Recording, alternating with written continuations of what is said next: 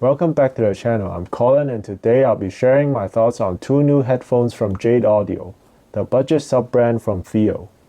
They are the JT3 and JT7. These were released around October and November last year. The JT3 and JT7 retails for $70 and $120. But first, I have to say I was shocked at how small the box of the JT7 was when it arrived. Just look at it, it's smaller than an IEM box. That's because the JT7 is a foldable headphone. By the way, they spelled open wrong on the JT3 box. Now let's talk about the JT3 first. The JT3 is an open back dynamic driver headphone. It has a 50mm dynamic driver. The drivers are mounted at an angle, which usually creates a more natural sounding soundstage. The JT3 has velour pads, plastic ear cups, and a thin metal mesh for the grills. A small complaint is that the grill feels a little sharp to the touch, but not to the point it will cut you. The pads are mounted with a snap joint. I haven't figured out how to remove the pads yet, and I don't want to try too hard and break the pads. There's a silver variant with silver grills instead of the black one I have here. The headband is similar to an AKG style headband, but instead of an elastic mechanism, you can slide the padding along the headband to adjust the size. The padding on the headband is nice and thick. The JT3 has dual mini jack inputs, and it comes with one mini jack cable with a mic.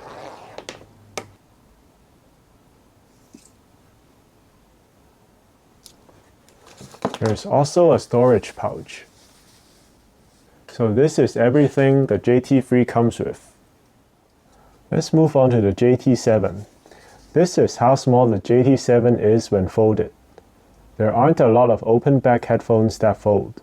If you're looking for one, this might be it. Let's look at the ear cups. They are mostly plastic with a metal grill. You can see the huge planar drivers through the grill. The ear cups can swivel and tilt. The pads just slide off and you can see the exposed drivers. Pads are perforated pleather on the side and has a fabric material where it touches your face. Pads are also angled, thicker on the back and thinner at the front. The headband adjustment mechanism is towards the top of the headphones. There is a lot of room for adjustment on these. So if you have a huge head, this should fit you as well. The look on the top of the headband reminds me of the HD800. The top padding is Velcro attached.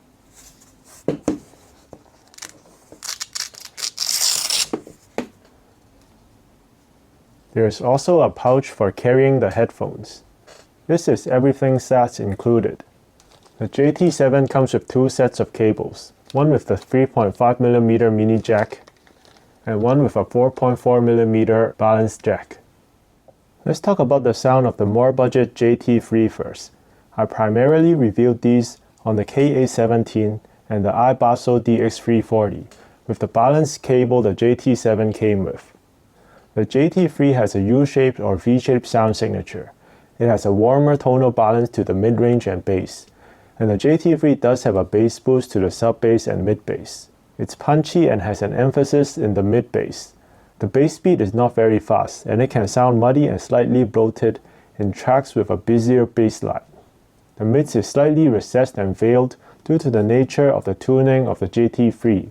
To be honest, it isn't very resolving as well, but the mid-range does have a nice sense of warmth and fullness to the tonal balance.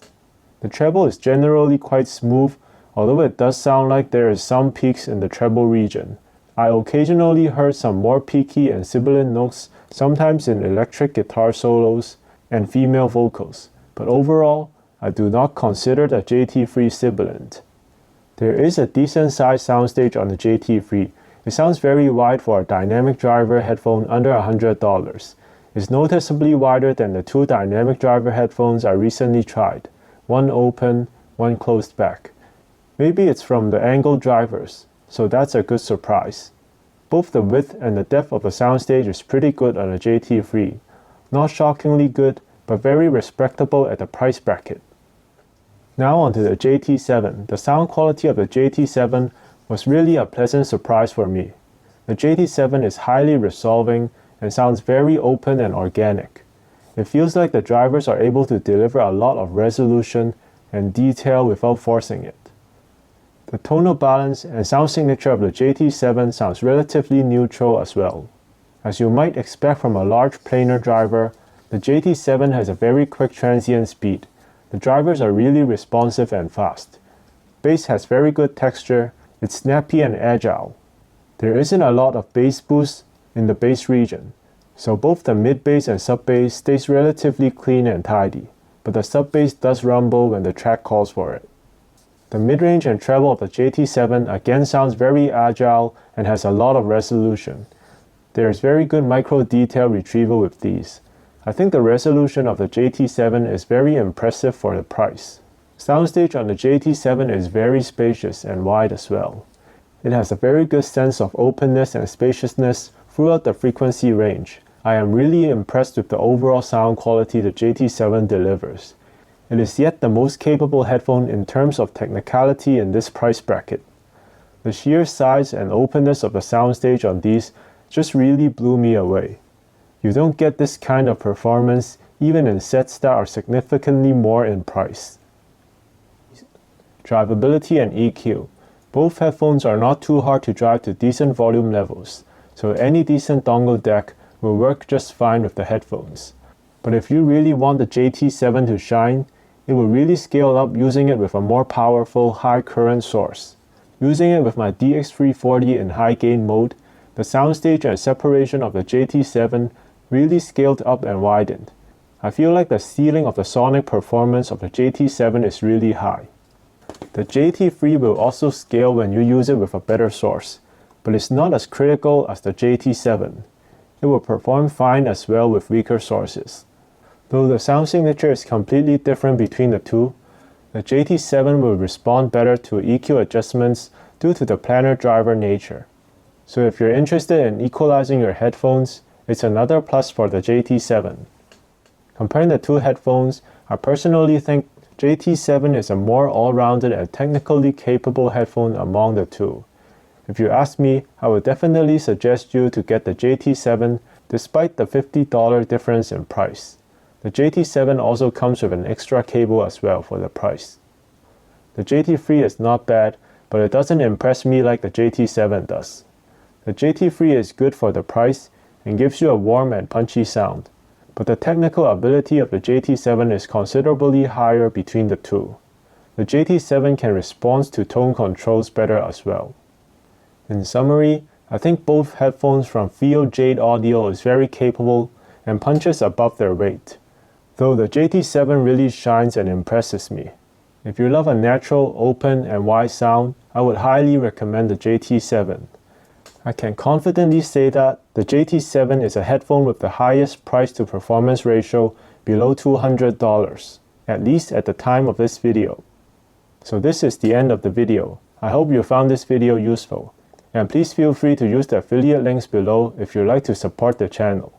Let me know if you have any questions in the comments. Thank you very much for watching.